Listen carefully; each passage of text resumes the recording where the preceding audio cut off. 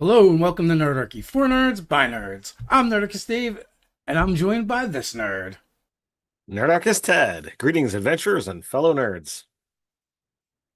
It's times that we delve into shadows of our imaginations, exploring the theme of forbidden knowledge and where it lurks. From the floating cities of Ether skies to the mysterious confines of Under the Dome, and the clandestine dealings of Zoo Mafia will uncover secrets that challenge the very fabric of our worlds.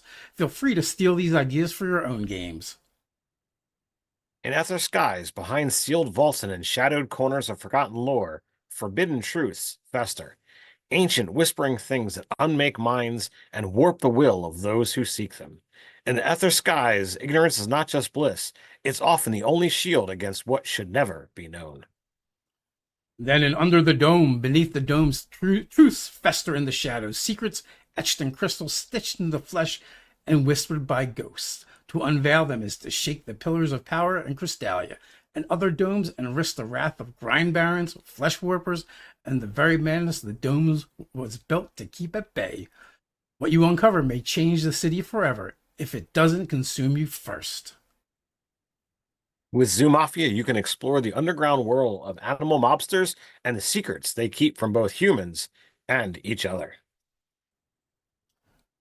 What's the most dangerous secret your character has ever uncovered? Share your tales of forbidden knowledge in the chat below, and feel free to ask any questions you have in the chat. We'll jump back to the questions at the end of our three segments. With that, let's jump into Aether Skies is a dark steampunk fantasy world where floating cities drift above a cursed and monster-haunted surface, held aloft by volatile ether. Beneath the shimmer of airships and arcana tech, political conspiracies, ancient horrors, and forbidden truths churn just out of sight. You can jump down in the description below to get the links for original Aether Skies campaign that we ran or that Dave ran with Open Legend quite some time ago. There's a lot of really great content and fun stuff to explore, from just a lore perspective. forbidden knowledge and where it lurks. Though Haven has been cleansed, the echoes of its secrets still linger into relics and records and minds too fragile to bear them. Not all doors were closed, and not everything that left the curtain stayed behind. So the reappearance of Haven, once lost to the curtain storm, brought a flood of forbidden truths, many of which continue to haunt those who unearthed them. While the city may now stand purified, the knowledge it carried has already spread through black markets, shadowed libraries, and whispered cults. The lingering madness left in those who peered too deeply into Haven's forgotten lore.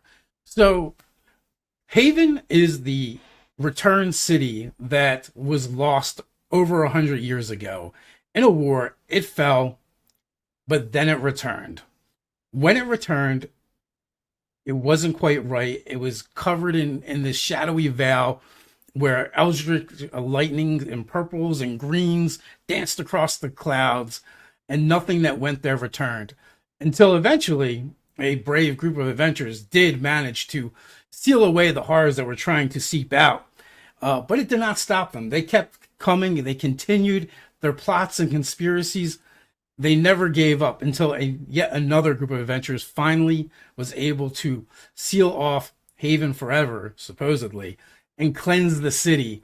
It's been 25 years that Haven has now been re-inhabited and has joined the world of Aether Skies as one of the 13 flying cities. But the question is, Ted, what kind of forbidden knowledge came back with Haven, and was it all expunged when the city was cleansed? Were the creatures that were there during the cleansing, were they all able to flee and get away? Did they take this forbidden knowledge with them? What are they doing with it?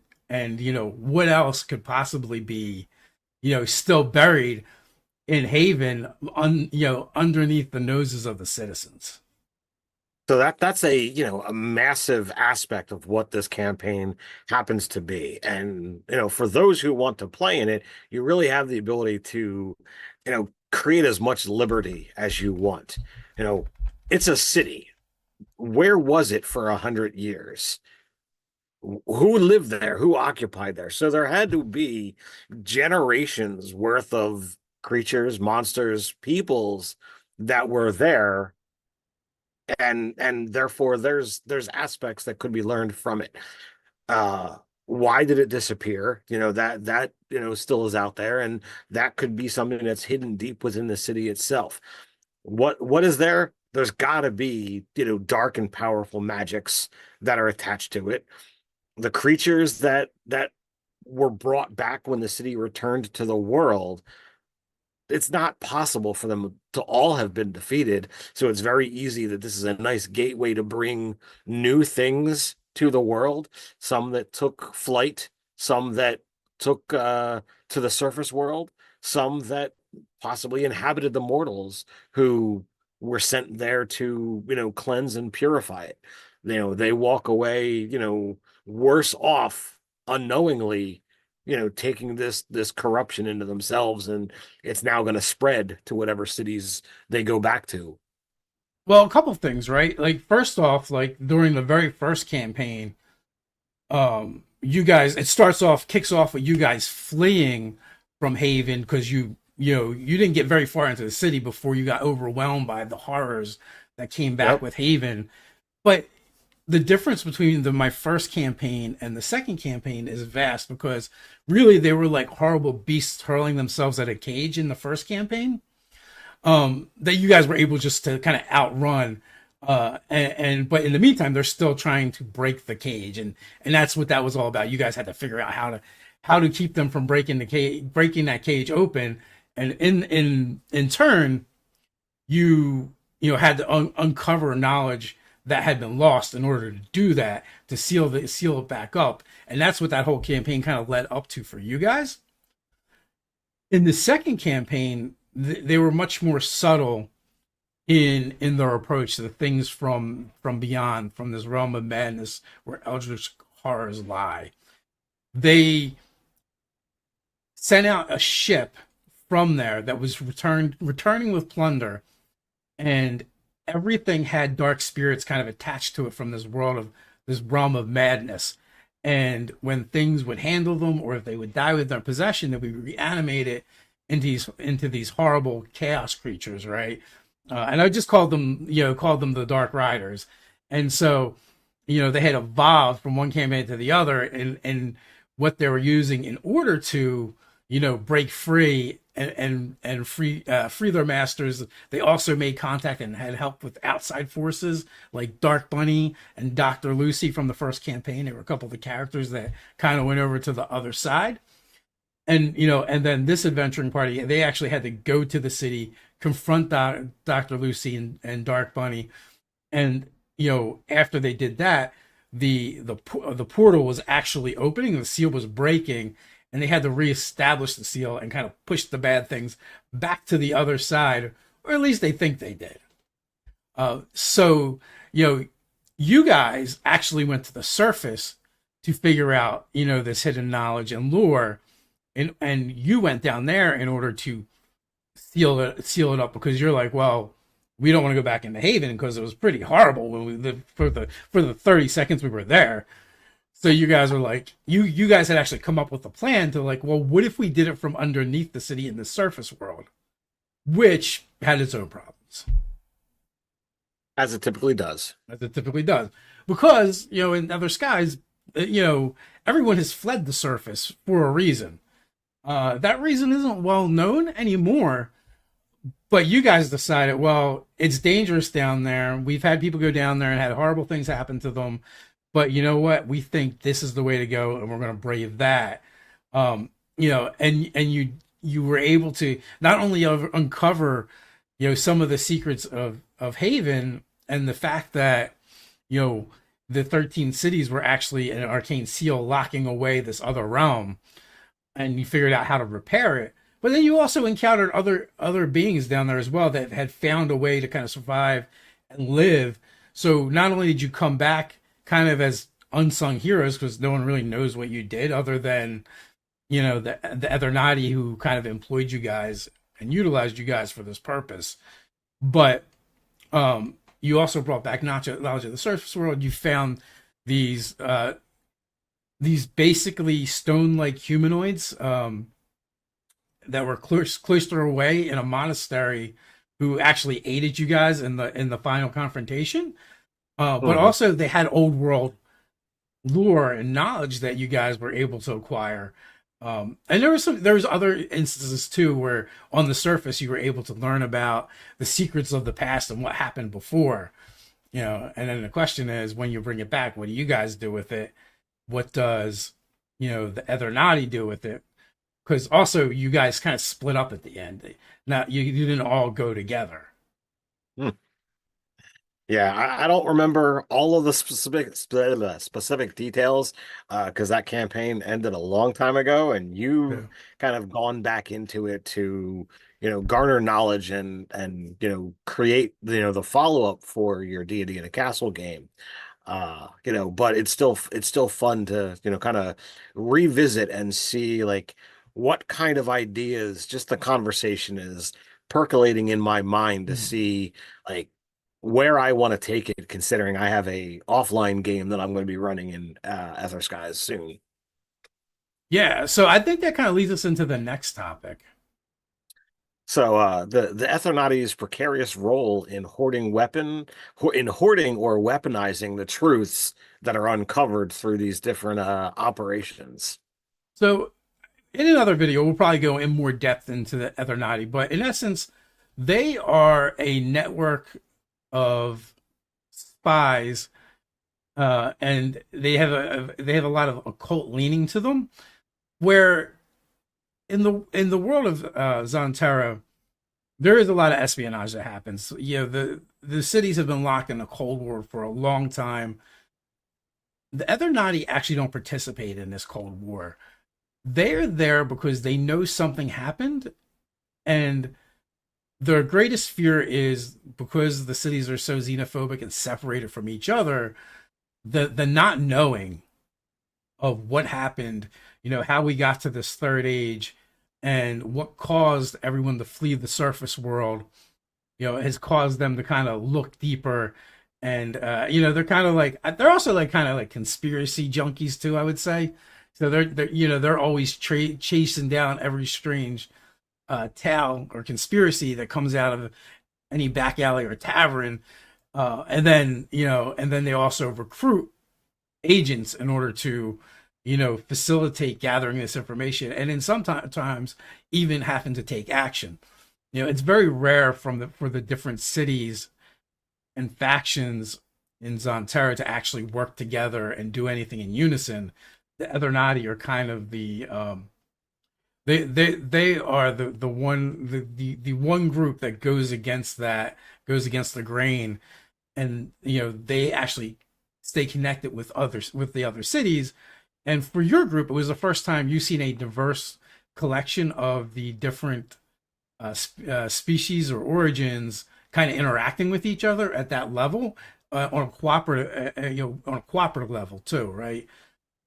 Which then brought you guys to actually coming together in this like hodgepodge mismatch band of heroes that set out to right the wrongs and solve this problem that was Haven at the time. I know it's been a while, Ted, but what was your kind of impression about the Ethernati? So I mean, realistically, the Ethernati is the Illuminati, secret organization that's all about accumulating knowledge so that they can be secretly in control. And I don't have a lot of experience in you know espionage and whatnot. So it was a lot of fun to kind of work with, this group and trying to do things, as subtle as possible, while realistically we're even though we were playing open legend, it's still an aspect of fantasy RPG. So it's really not easy to be subtle when you were trying to literally change the world. That is true. But at the same time, you guys did kind of have to, and this kind of came about in your planning and what you guys did in that game, because since what you're trying to do, like you said, save the world, Like you couldn't just contain yourself to one city. So like Yep. your quest to taking to the other cities, and like as you went from different cities, like different adventurers in your party would kind of have to take the lead because it's a place where they know better than everyone else, and also having to deal with the xenophobia that goes with each which each city, and you guys tended to go to the ones that were the most xenophobic, just because that's where the clues had kind of taken you. um Right. but that being said too, like that makes it so easy as a plot device to hide different pieces of lore throughout the world, and by themselves they don't mean a whole lot. It's only But when you put them together. I mean, like legitimately, if you take a puzzle and you look at a handful of pieces, they don't look like they'd go together. They're not very useful. You need the whole picture. You need all of the puzzle pieces for it all to make sense, or at least a large portion of it for it to make sense. I mean, And that's how it has to be when you're playing a protracted game. You've got to get a couple of pieces before things start to add up to anything. yeah, and maybe as the game goes on and we develop the world and the campaign, um, maybe that's by design, right? Like these dark forces have had their hand on the helm so very subtly, but in a way where they're like tweaking all the different city states and pitting them against each other quietly, because each of them each has a handful of these puzzle pieces, like you said. But when they're all stashed, spread out throughout the 13 cities, you don't get to see the whole picture together and see how it fits. So that is definitely a theme that may end up getting explored in upcoming games, and something for you to think about as you're getting ready to run your own Other Skies game. Then let's look at the moral weight of those who must decide what knowledge should be shared and what must be buried again for the good of all. Right? So we're talking about the Ethernati, like they've taken that role upon themselves. And again, like within any organization, you're gonna have different personalities, and different folks are gonna have different agendas. Overall, as an organization, they're working for the greater good. But how does that work with all the individual pieces, especially when you're coming from these 12 cities where they're very xenophobic, and they're very hesitant to trust outsiders and to get along with people that aren't like them. When I look at, you start talking about, RPGs and morals, the immediate thing that jumps to my mind is, our game that we played just a couple of nights ago, where, we're playing Curse of Strahd, and the kind of character that you need to play in that style of game is not going to be your stand up to everything evil and, slaughter it all, because it's Ravenloft. You don't have that capacity to just be like fa fa slay anything evil. Well, So you can, but it just never ends. It's an endless well. it, it's an endless well, and you will die. Like there Yeah. is there is too much stacked against you. So like the similar approach needs to be done. Here you need to have a little bit more leeway in the adventures that you create. Because if you just say, oh well, I find knowledge, sharing of knowledge is always great, so that if we find something, it's got to get dispersed, because you know, too many people having, certain knowledge is absolutely horrible, because there is a good chance someone is going to use it for good and someone is going to use it for evil. And in a world where, corruption and madness and sanity are all an aspect of, the very play style of the game, you have to look at this and say, okay, I need to hold this back just to be on the safe side, so that, you know, this does not get into the wrong hands. But how much of it do you share? How much of it, do you, just let die? That is an element of itself. A very fun question to ask. And like, depending upon what the information is and how dangerous that character can perceive it, that's where you really got to get to the crux of the matter. So, kind of the funny thing is, because of how that campaign went towards the end, and Ted's character, Bunny, actually got corrupted. So, just before that happens, though, there's a fork in the road, right? To the left, he's corrupted. To the right, he's good old Bunny. And unfortunately, because of what happened in the game, Ted didn't get to decide what he did with that knowledge that he was taking back from these adventures and where he went. Instead, I did when I took him over as an NPC, because now he was basically helping the forces of Haven who wanted to escape, and kind of became Dr. Lucy's right hand man, and so he was And going to take that knowledge and use it for ill. what's kind of a little bit amusing is, in the party, we had the Knight of the Anti-Ether, we had, a couple others, and then we had the people who were actively using magic, Dr. Lucy, the Ethermancer, and myself, Bunny, the Etherficer. Like, because Dr. Lucy, was so attached to the magic and was always nice to Bunny. Like, I don't know, like, if she had started to go down the dark road, whether he would have just willingly sided with her or not. The choice was taken. But I kind of look at it as amusing that he might have just gone that way anyway. Uh, Maybe a little more reluctantly than he ended up going.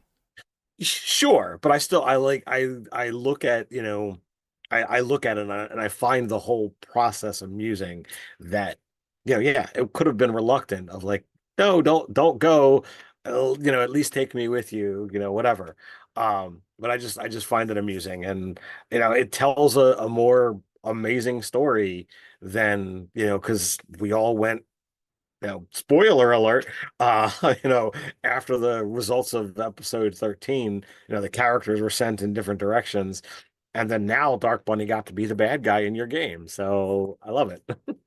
Yeah, and it's funny because there were 5 players, and 3 of the 5 players took on corruption. Uh, some willing, some unknowing, and some against their will. Right, is basically how it's split, and only one of them managed to contain it. Right, and go back with, with Roz and the Knight of the Anti-Ether to the world. Which you guys didn't get to see how that unfolded. But had Bunny gone back, what do you think Bunny would have done with all this forbidden knowledge he'd accumulated? So I think if Bunny had gone back, with this stuff that has the ability to corrupt, he if he was successful in the mission, like, I felt like that would have been a profound change for him, and there might have been, a much higher degree of confidence than he'd ever done before. And and he would probably like put his foot down and say, like, this needs to be reburied. Those of us that have seen it, witnessed it, we've done it, we've found this mission, but this can't get out because there are too many unknown factors to look at this, and the wrong person has this. It's too volatile. It's too dangerous to just let anybody know. It would have been interesting to see for sure. Absolutely.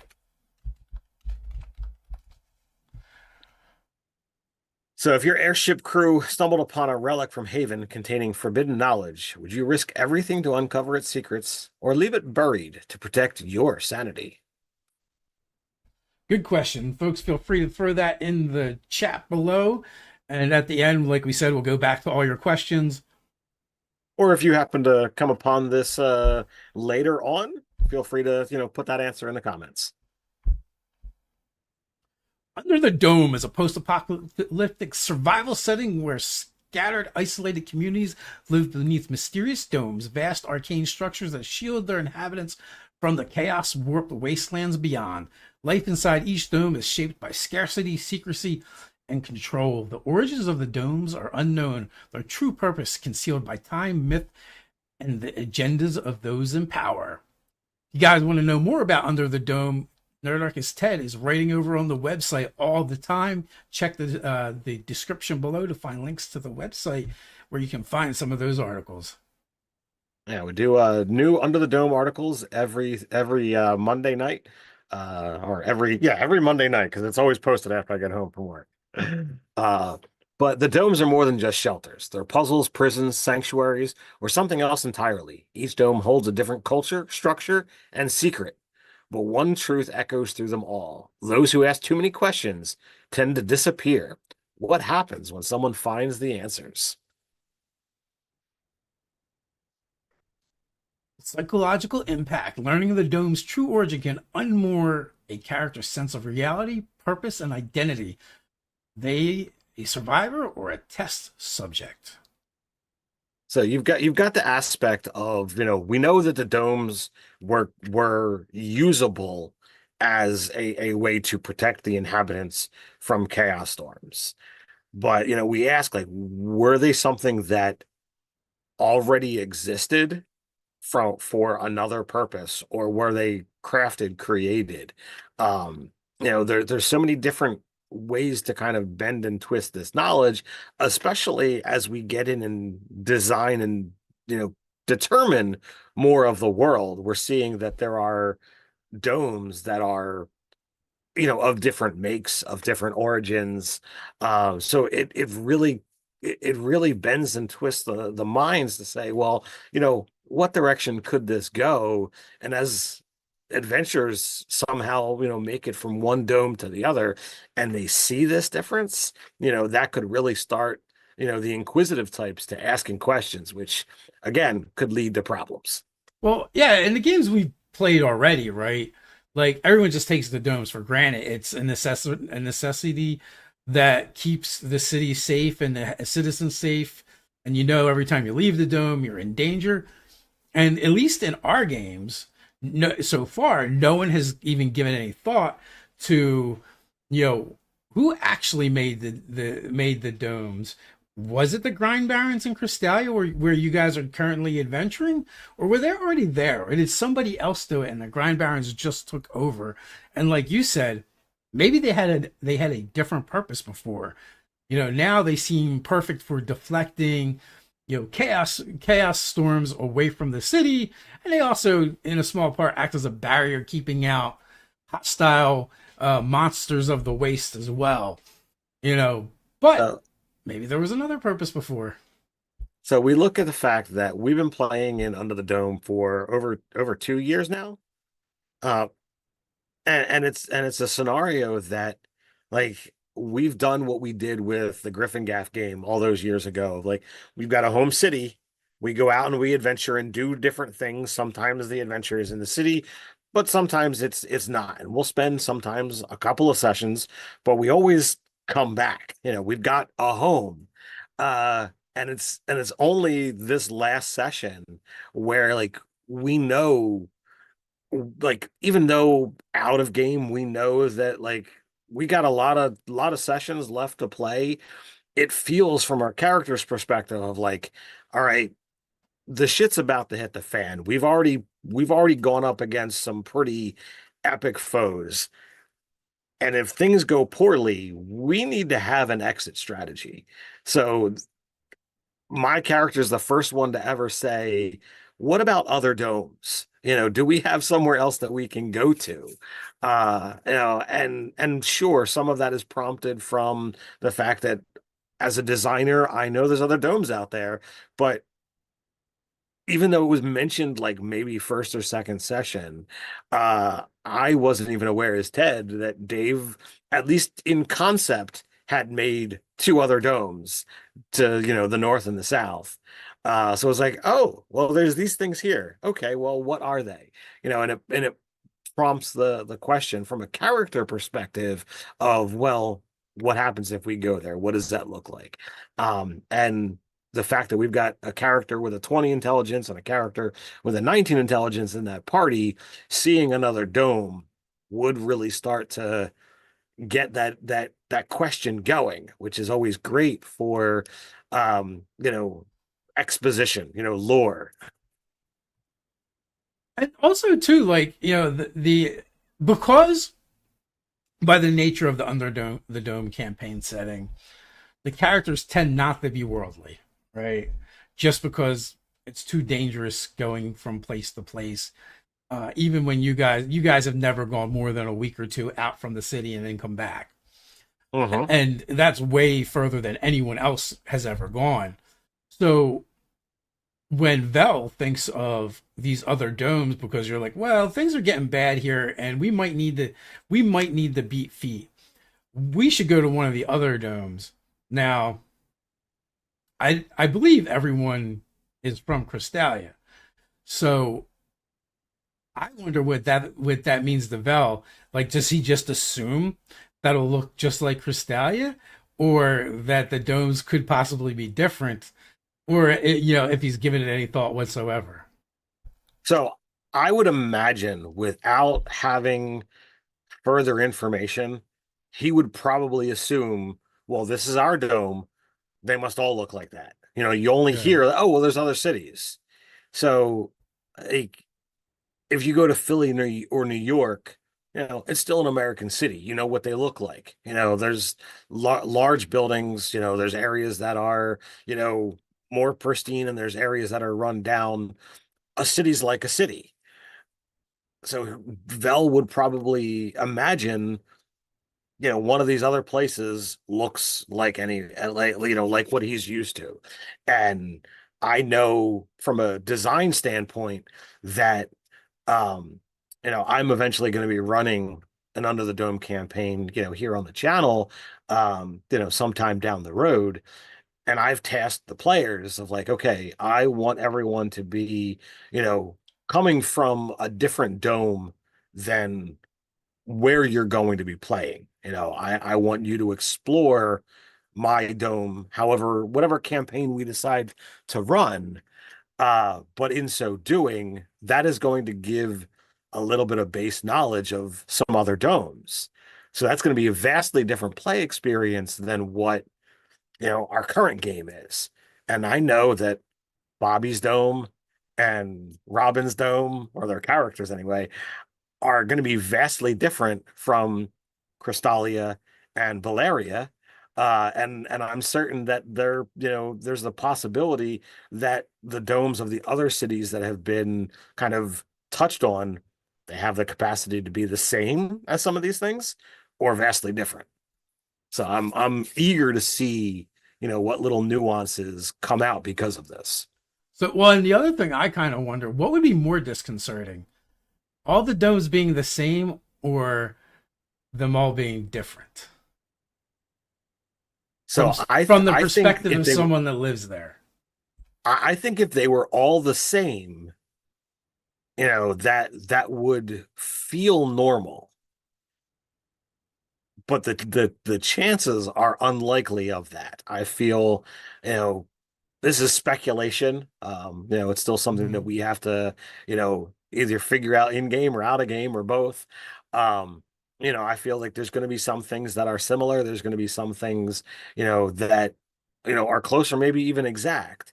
But it's a scenario that I feel the greater percentage of them are going to be different in some way, shape, or form.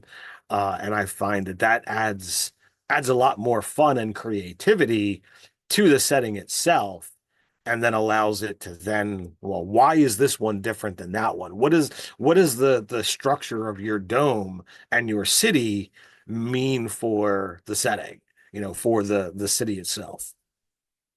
Hmm.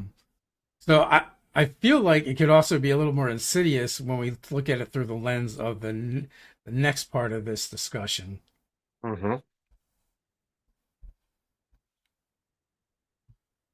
So in every dome, there are those who know more than they say. From rogue archivite, archivists and forbidden scholars to the cults of the seekers of the crystalline form, who believe the domes are divine cocoons of transformation. Uh, So so this is an interesting aspect of, you know, if the domes are indeed different from each other, that could explain why the the fact that the gods aren't really talking to the world. These could be cocoons or prisons for the gods themselves, and the aspects of what the domes look like are telling tales of the kind of god or goddess that is within.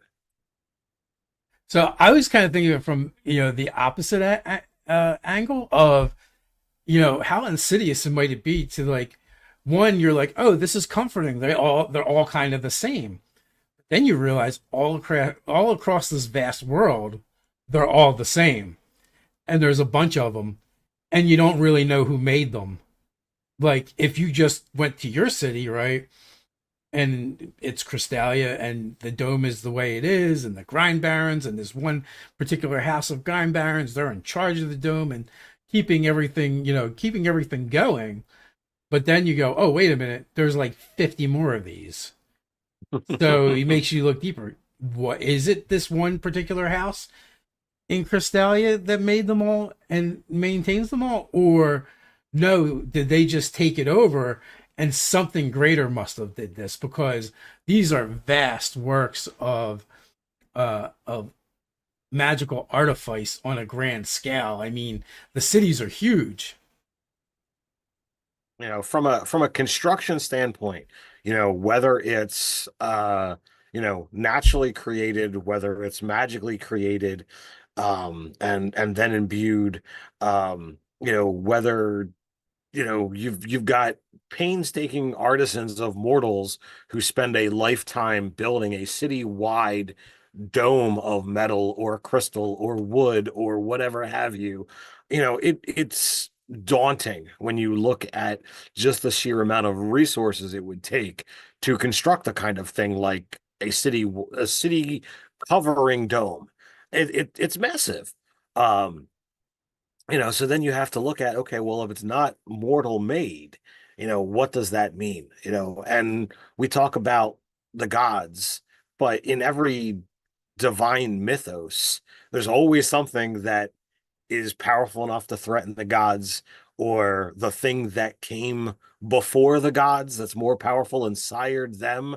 So, like, what if, parent deity showed up and said, "All right, you guys have had enough playtime here. It's time to go night night," and or whatnot, sent them away. And these domes are an aspect of the deities, or just something left behind by their absence. There's lots of different ways to look at this and play with it. But when you start looking at the people who are looking, magically or non-magically, to try and glean information from generations past and from eons past, it's dangerous because, you know, again, what are you going to do with that information? Are you looking for a way to be able to tear down the other domes so that only your city remains and therefore you've got access to all of the resources? Or are you looking to like do something untoward to, just yours? There's lots of different ways to kind of see what could be done with dangerous knowledge. Yeah, like I was kind of thinking as you're talking about like what these domes could be. Why were they created? Did someone spring them up all of a sudden, or was the catastrophe that struck this world something that came over time? Right, it was a slow process, and there was time to to prepare and build up to it, or was it sudden like that? And then all of a sudden now there's these domes. But it also made me think we have a world that really doesn't have gods. What if each one of the domes is actually the remnants of a god? Um, Hmm.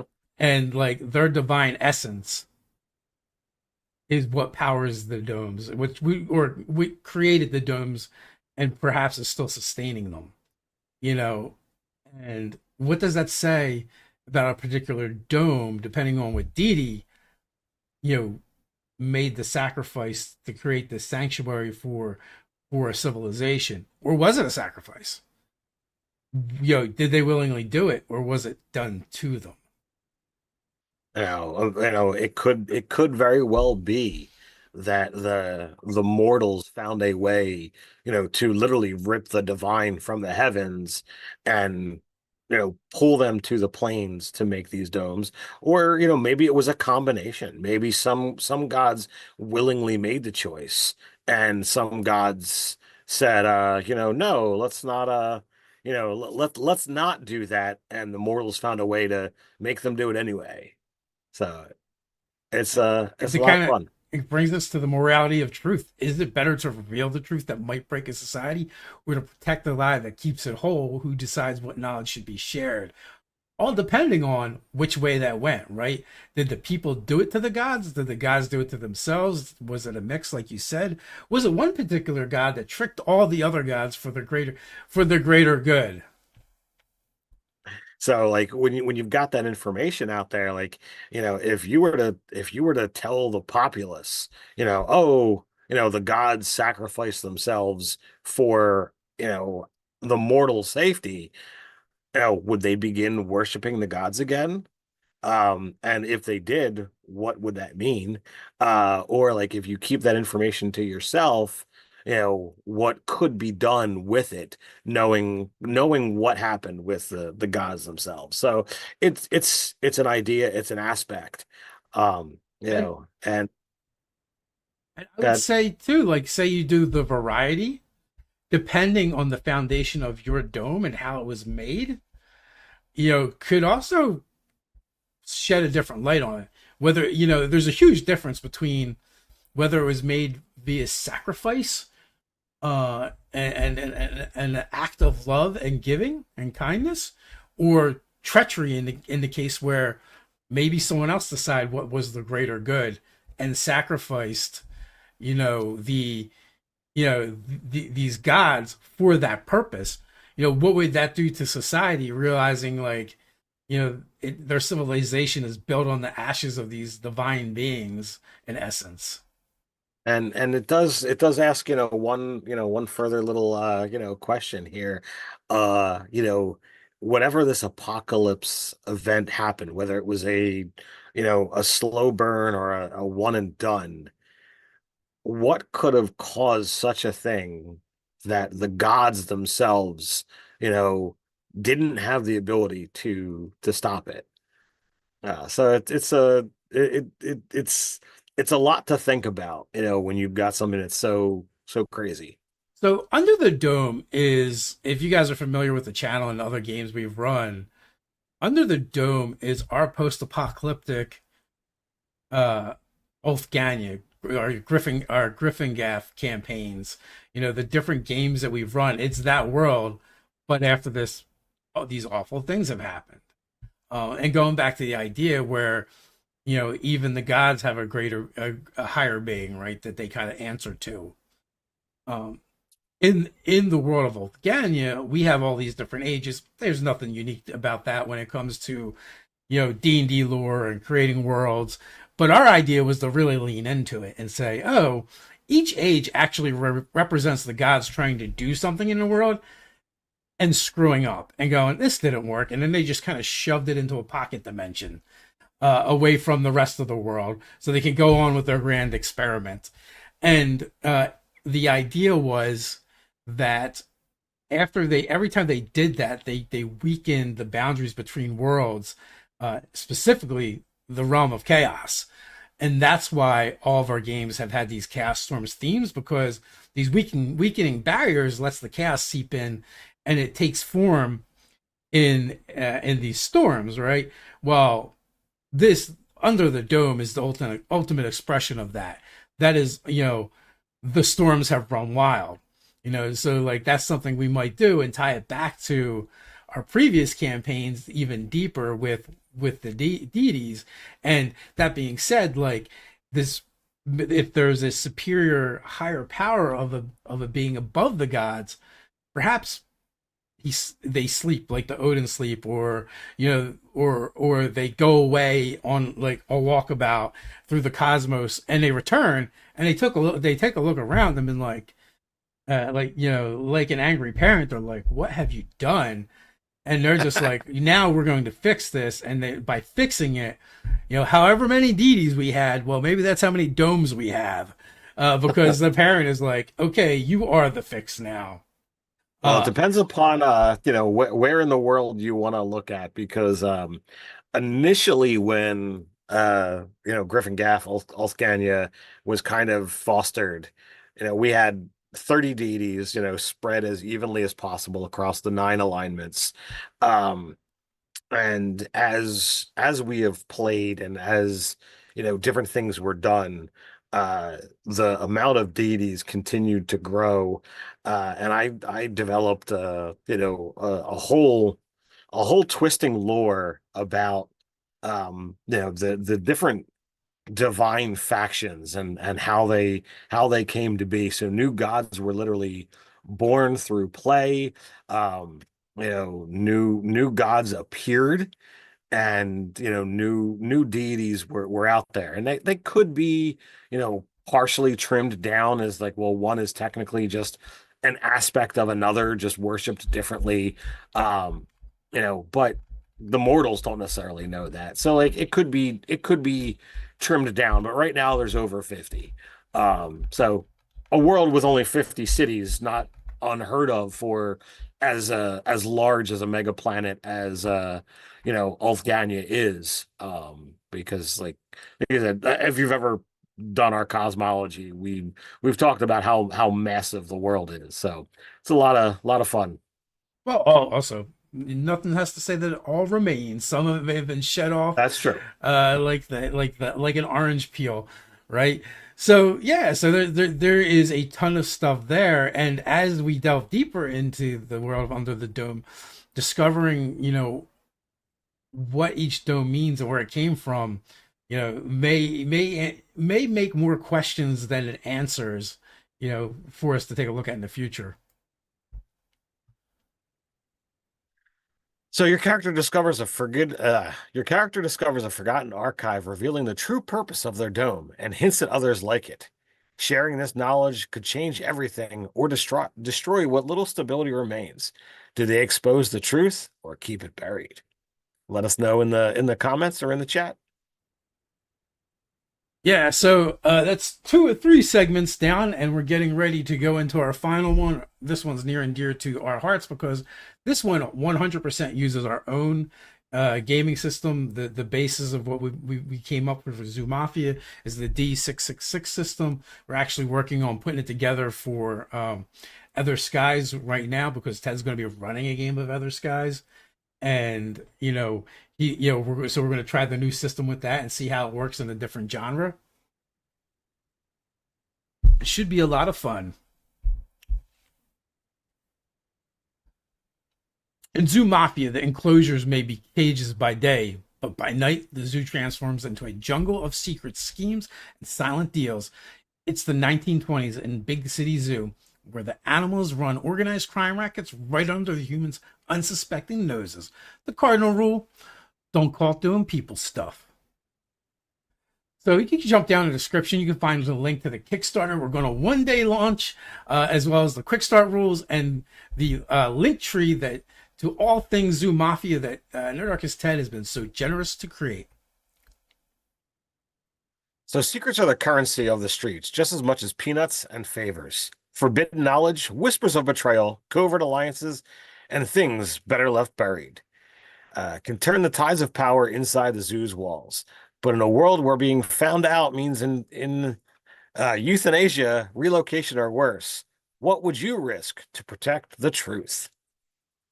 Loose lips, lose lives.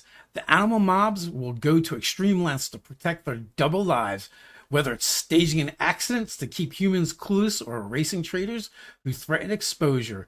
Loyalty to the silence is non negotiable. So we've played a number of Zoo Mafia campaigns, and there's only been a handful of times with, human interactions to some extent. We had the one in the first game where like we had to go to the school. We had a couple things where like we had to sneak past humans here and there. And then there was the Blood Moonshine, where like the humans were okay with seeing animals doing people stuff when we were at the carnival. Um, but we haven't really dived deeply into the zoo animal slash human, corruption connection.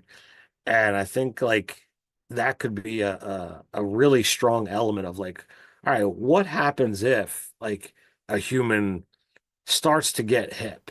What if a human is a little less dumb than what the animals are, thinking they are? I'll tell you I what think that could be happens. You lose half your markers, first of all.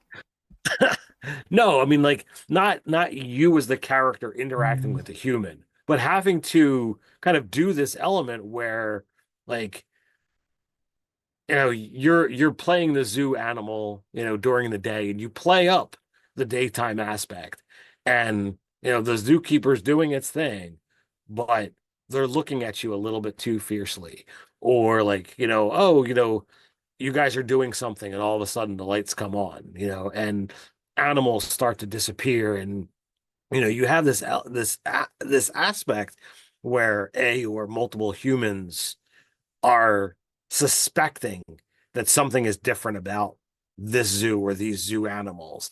And I think that could be like a a much different style of campaign than what we've run so far, trying to deal with this human that isn't just, oh, well, let's just shoot it and kill it.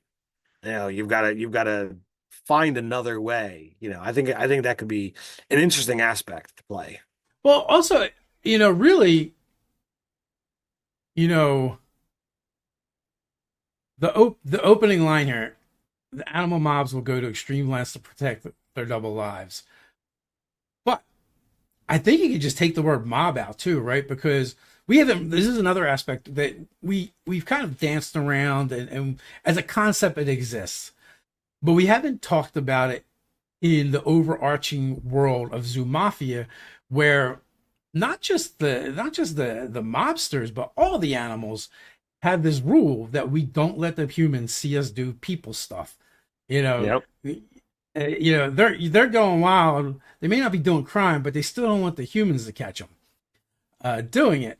And that would also make for a very interesting aspect of the campaign to kind of delve into, like, you know, from the aspect of, like you said, like their humans are starting, a human is starting to catch on, or maybe one of the animals is like, hey, maybe we don't have to do it this way.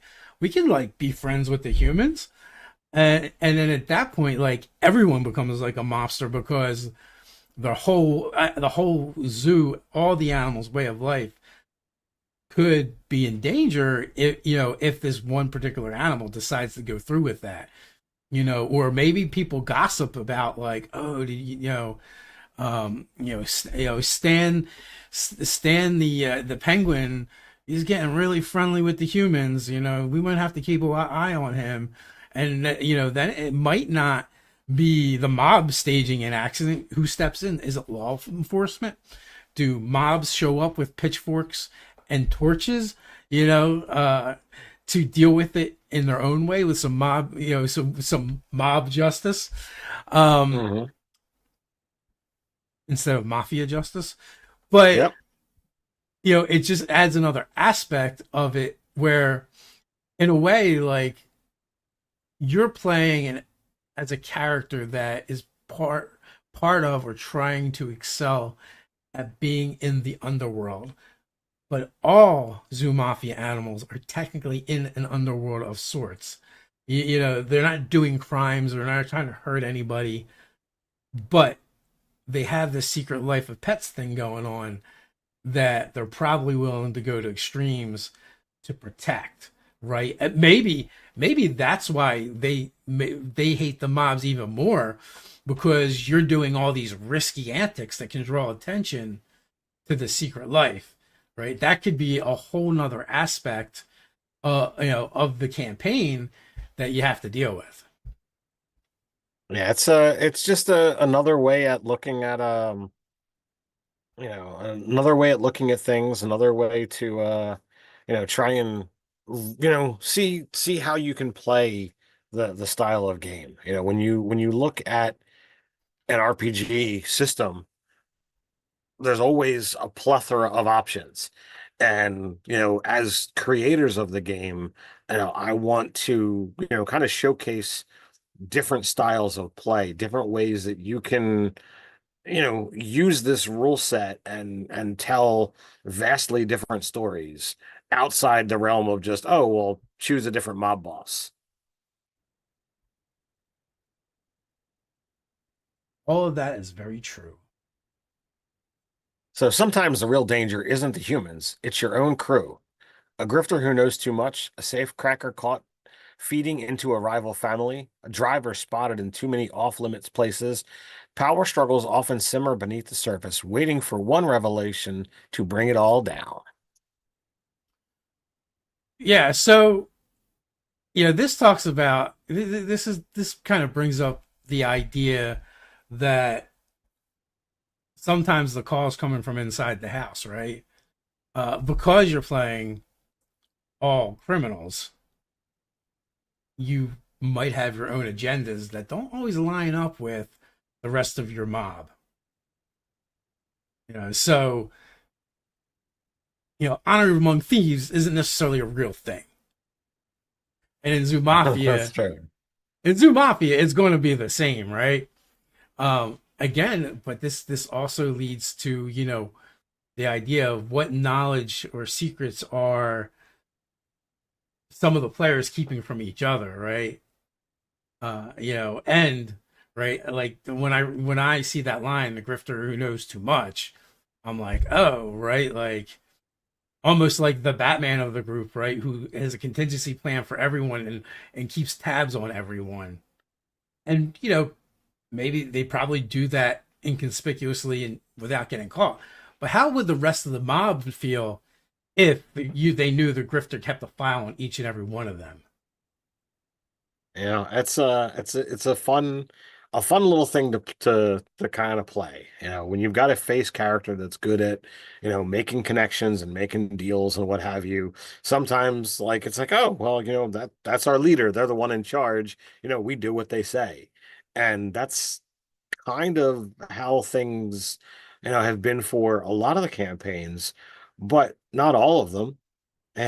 In the game that I just ran within Furton City, like the goon was the one that was the one in charge, which I find absolutely hysterical. Like everybody looked to, Tumbleweed for, the answers. And, he would look to Jonas to be like, hey, let's make sure that, everything is being done above board. Who's the trained assassin? It's like utterly hysterical to see, the top tier of control are the ones who are the primary damage dealers in a typical mob. um Well, I found that so amusing and different than a usual game. So it's nice to see that breath of fresh air. I mean, that just comes to the fact that there are different ways to lead, right? And Absolutely. Tumbleweed, Arthur was an effective leader, not because he got out in front of everything and everyone, but because he knew what people to assign particular tasks to. Like when it comes to being tactical, he would defer to Jonas. If he needed someone that had information or was in the know when it came to society as a whole and people, well, he would go to Sugar. If he wanted something blown up or opened, he would go to me, right? So, they all had different roles, and also, like, if someone needed to negotiate and talk, Tumbleweed would be like, well, this is what we're doing. Here's the plan. Now execute, sugar. Don't execute sugar, but sugar execute the plan. Um, right? So there's different ways of doing it. Like he was just orchestrating everything, or Mhm. and making it happen. So that's definitely a cool aspect of that particular game, and how those characters were. Um, they were a lot more close knit. They started off as friends before they turned into a mob, and they were very open with each other about things. So there was never any of that like subterfuge amongst the characters. Everyone was kind of like looking out for each other. They're terrible criminals, except for Rosa, of course, who lost it at the end and did go criminally insane. Uh, but you can go watch that campaign and find out why. Link in the description and the link tree somewhere. You can find it. But in other games, right, we had other characters with different agendas. Like in Blood Moonshine that Bobby ran, my character Flick was a PI that decided to cross to the other side of the street, and because he had tragic things happen in his backstory, and the whole time he was just using the group to get what he would get to his goal, and do what he was trying to do. And they didn't know that until the very end, and they might not appreciate it had it came out sooner and they figured things out sooner. So when you play a game like this, can be one of the really rewarding and fun aspects of it, or it can be the thing that tears the group apart. Not in game, out of game, because running subterfuge against the other players and holding secrets and stuff like that, it takes a different kind of mindset and a really mature group to understand and separate between like this is in the game, this is out of the game. But I feel like anytime you're playing a game that involves being criminals, yeah, there's going to be a lot of secrets and there's going to be a lot of hidden information. And then, what do you do with that information, as the player? But, that's only one aspect of it, because then you go into, well, the outside of, the group, and, you're dealing with the criminal underworld, and you're trying to discern everything that's being kept from you in order to obtain your goals. uh you know and also when you start this game, you're at the lower end of the pond as far as criminals being, right? So you're trying to ferret out information and secrets from kingpins and mob bosses who at that point in the game could very much crush you very easily. So how do you go about navigating?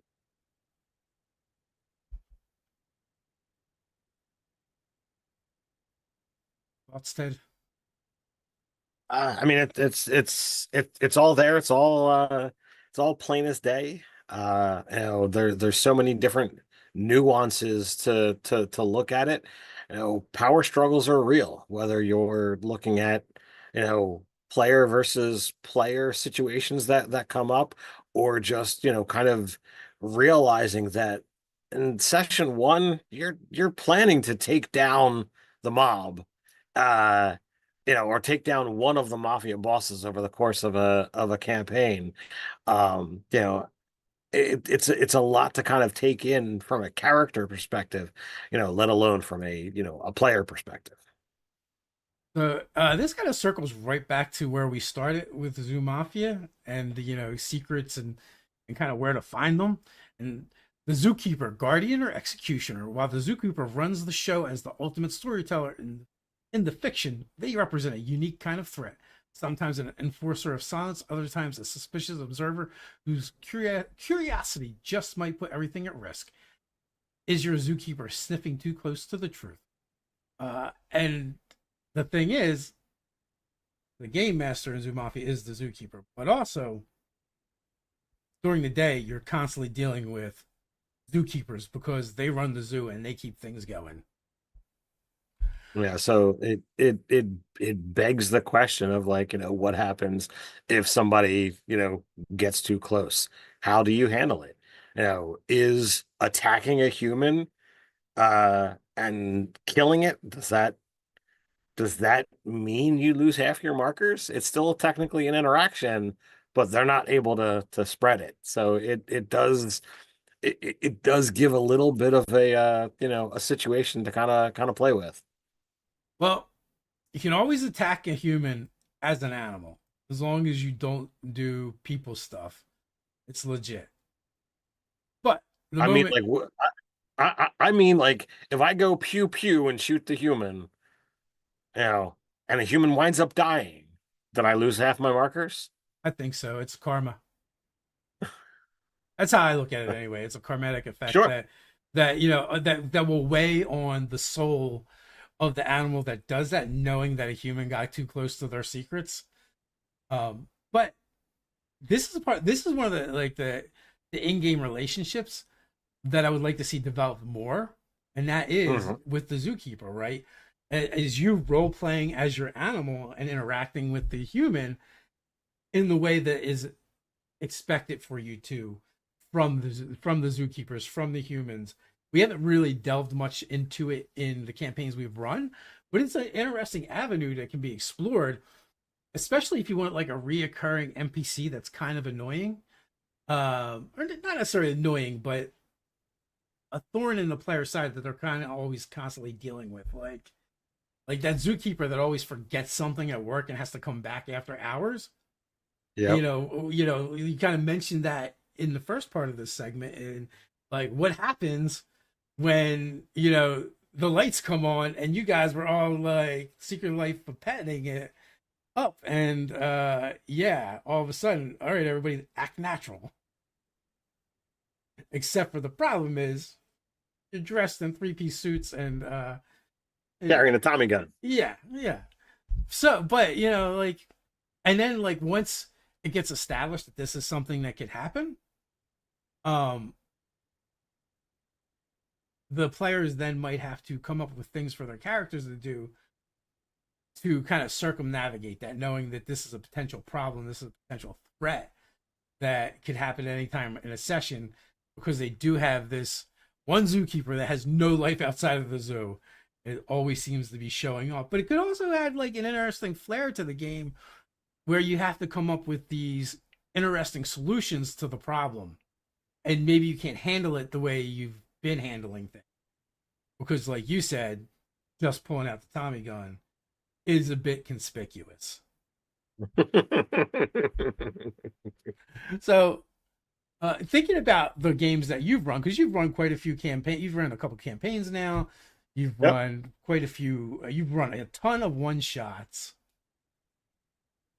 What are some ways you might start trying to use the zookeepers in the? So if I were to do this, like I feel like this would be the heavy arc. It would be, the major scope right from session one. And I would play it very much like every episode, we're gonna have a portion of the episode that's during the day, and it's not just, okay, you do your animal things and now it's nighttime. There would be things going on, other than um, your one episode where we had to go to the school and act as animals to get the worm in the apple from the school that was the informant. Anytime we ran a game where it was daytime, it was just kind of like, oh, you complete your long rest. We didn't role play, what happens during the day. So I feel getting a structure of it's daytime and it's nighttime, and there are daytime activities that have to be done. Um, you know, whether you want to or not, it's going to happen. I think that would be a very change of form and an interesting dynamic to play with. Yeah, unfortunately, we added this very late to the campaign that I'm running offline. But Mhm. the last session, the players had just come back from doing a train heist, but it took a lot of time, so the animals were missing for a day. So they come back to Mhm. a search party. So they have to figure out how to bypass the search party and get back to their enclosures and also stash their goods that they managed to catch.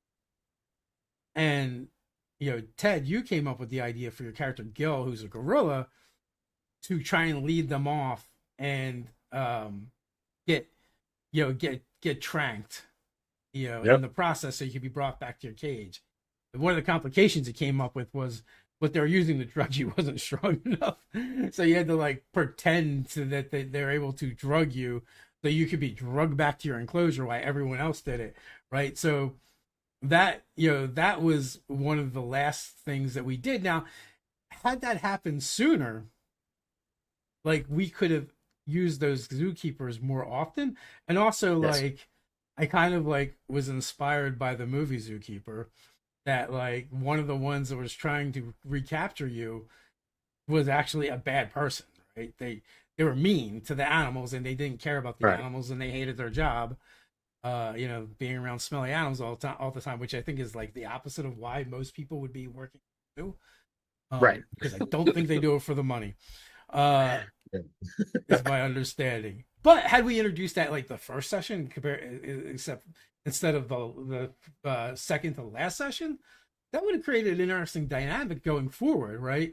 Like, do you guys always like seek out that zookeeper to mess with them, right? Like sneakily, but like you take you steal his lunch and hide it, or whatever, just different ways to mess with him because he's the mean zookeeper, and you guys are aware of that, or do you Right. eventually get fed up and you're like, oh, you know what, we're trying to be in the mob, we know how to handle this guy. Right. So those elements are a lot of fun and would absolutely be things that I would be looking to explore in a hey, let's play a game where sure, we'll do some other mafioso stuff, but we're gonna really dive in deep on the human element. I think that would be a fun campaign to run or play. But that's one of the great things about doing these videos. Every time we do them, I think we keep finding new ways to keep Zoo Mafia interesting, and prove that it's not just a beer and pretzels one shot game. Right.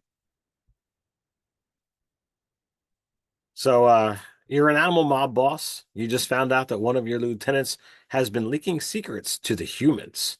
What do you do? Do you keep it quiet? Do you make an example of them? Or turn the tables in a way no one sees coming?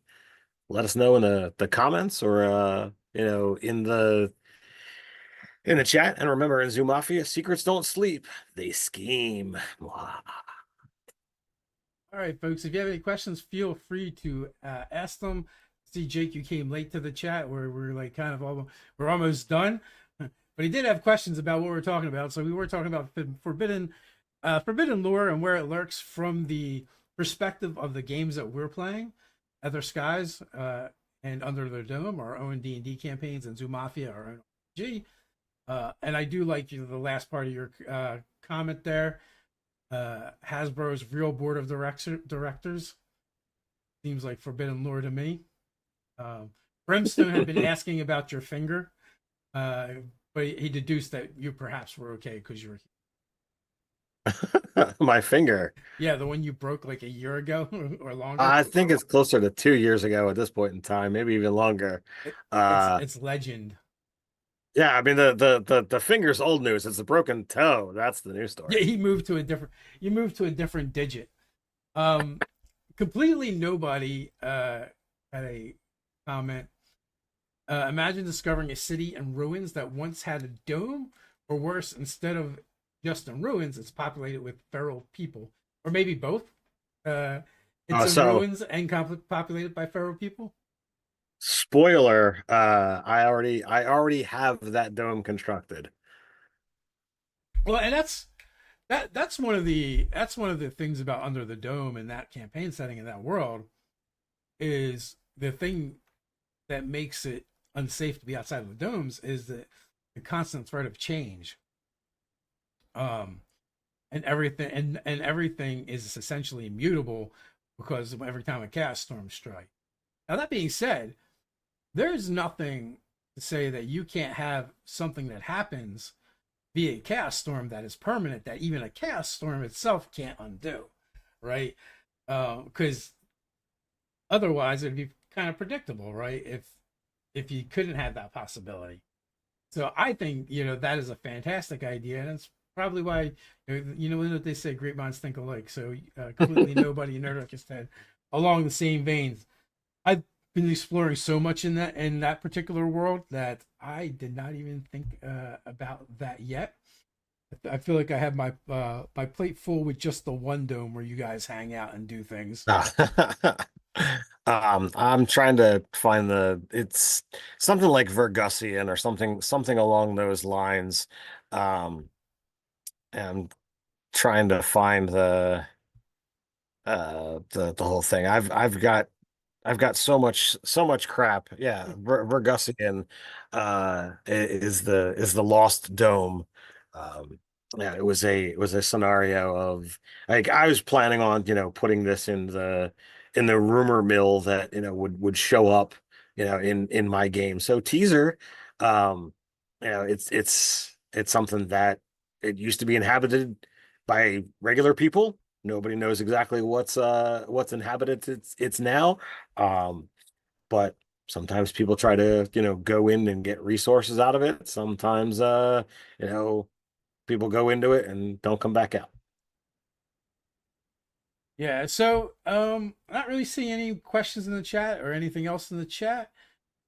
Um, but we'll be back. All right, so thank you for joining us in this journey through the shadows of forbidden knowledge. We hope it inspires new depths in your storytelling adventures. Folks, don't forget to do the like, subscribe, and check out other content thing.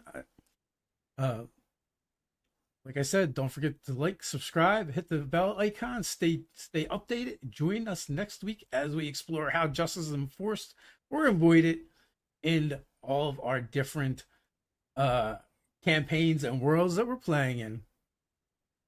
So until next time, stay nerdy. Stay nerdy.